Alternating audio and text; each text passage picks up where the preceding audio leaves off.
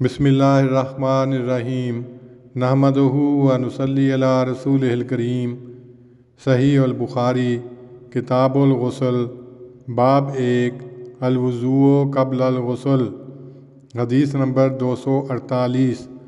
حضرت عائشہ رضی اللہ عنہا سے روایت ہے کہ نبی صلی اللہ علیہ وسلم جب غسل جنابت کرتے تو آپ اپنے دونوں ہاتھ دھوتے، پھر اسی طرح وضو کرتے کہ جس طرح نماز کے لیے وضو کیا کرتے تھے، پھر اپنی انگلیاں پانی میں ڈالتے اور ان سے اپنے بالوں کی جڑوں میں خلال کرتے، پھر اپنے دونوں ہاتھوں سے اپنے سر پر 3 چلو ڈالتے، پھر اپنے سارے بدن پر پانی بہاتے۔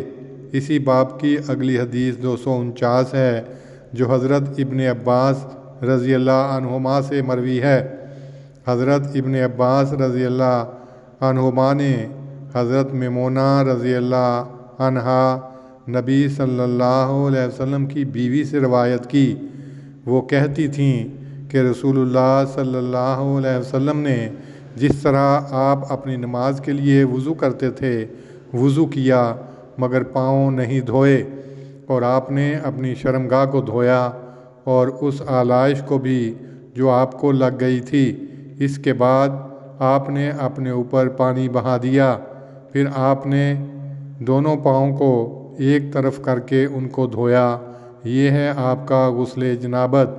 تشریح: امام بخاری رحمہ اللہ نے پہلا باب تقدیم وضو کے متعلق باندھ کر یہ بتلایا ہے کہ غسل جنابت بھی دراصل وضو ہی کا ایک حصہ ہے، اس لیے غسل جنابت میں وضو پہلے کیا جائے تاکہ روحانی مقصد جو وضو میں مد نظر ہے وہ اس غسل میں بھی مد نظر رہے۔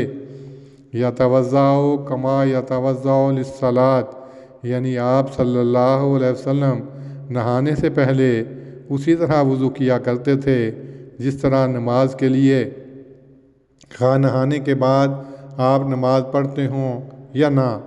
آپ صلی اللہ علیہ وسلم کا یہ عمل محض اس لیے تھا تا وضو کا اصل مقصد نہانے میں بھی ہمیشہ پیش نظر رہے۔ اسی وجہ سے امام موصوف نے الوضوء قبل الغسل کا عنوان قائم کر کے تقدیم وضو پر زور دیا ہے۔ یہاں کسی اختلافی مسئلے کا حل کرنا مقصود نہیں، جیسا کہ امام ابن حزم کا خیال ہے۔ اختلافی مسئلہ کا حل تو انہوں نے 10ویں باب میں کیا ہے، جس کا عنوان یہ ہے تفریق الغسل والوضوء۔ 10ویں باب میں بھی حضرت میمونہ رضی اللہ عنہا کی روایت نمبر 265 حضرت ابن عباس سے نقل کی گئی ہے۔ وہاں شرمگاہ دھونے کا پہلے ذکر ہے اور اس کے بعد وضو کرنے کا۔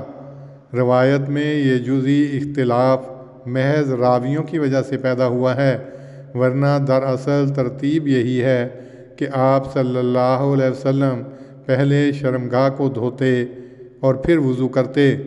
محمد بن یوسف کی اس روایت کا، جس میں ترتیب نظر انداز کر دی گئی ہے، یہاں ذکر کرنا صاف بتلاتا ہے کہ امام موصوف یہ روایتیں اس غرض سے نہیں لائے کہ غسل جنابت کا طریق بتلائیں یا یہ اختلاف حل کریں کہ آیا نہانے سے وضو ہو جاتا ہے یا یہ کہ وضو الگ کیا جائے، بلکہ اس لیے لائے ہیں کہ حضرت عائشہ اور حضرت میمونہ رضی اللہ عنہما کی مختلف روایتوں سے متفق علیہ امر ثابت کریں کہ حضرت صلی اللہ علیہ وسلم غسل جنابت میں پہلے وضو کیا کرتے تھے، اور آپ کا یہ عمل اسی حکیمانہ غرض کے ماتحت تھا جس کا ذکر شروع میں کیا گیا ہے۔